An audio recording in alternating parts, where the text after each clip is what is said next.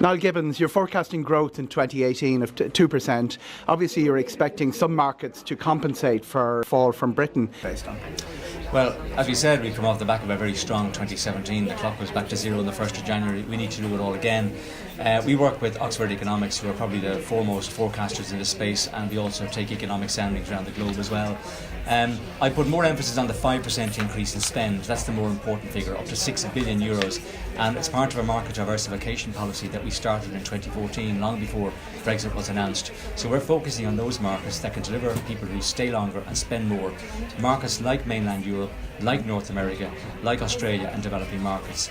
That being said, we'll still have a very busy programme of Great Britain running 12 months of the year across social digital platforms, working with partners to drive the seasonal and regional message. It's important to remember that during the summer months within Britain we'll still have 230,000 seats every single week and 150,000 every single week in the winter. So we'll be working with partners like Aer Lingus, like Ryanair, like Flybe to really push a strong message in Great Britain too. But a visitor from Great Britain will stay on average about 4.5 days, from mainland Europe about 9 days, and from Australian developing markets about 13.5 days. So that's where a bigger portion of our investment and effort will go. That's why we're looking to drive spend by 5%, driven by a smaller number of visitors, an increase of 2%. It's still 10.8 billion, by the way. It's a big number, and we're very excited about it. Now, we're very dependent on 4 markets. Do you see in your time a drift away for that?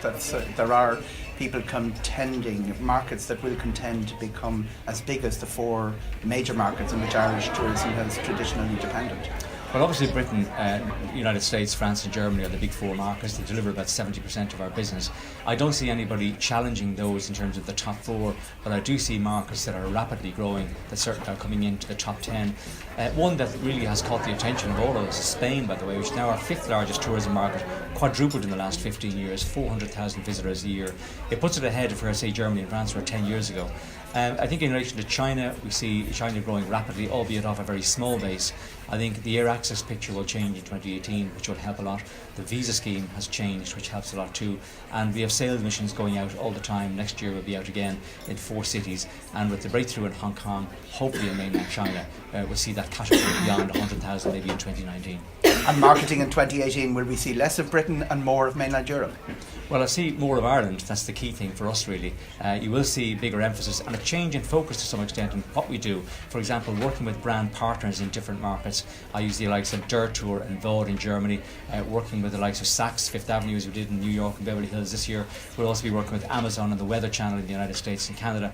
And in Britain, we've partnerships with The Guardian, with The Telegraph, with Vivo, Smooth FM, Classic FM, and we're looking to strengthen those through the course of 2018, bringing Ireland to an audience where people wouldn't expect.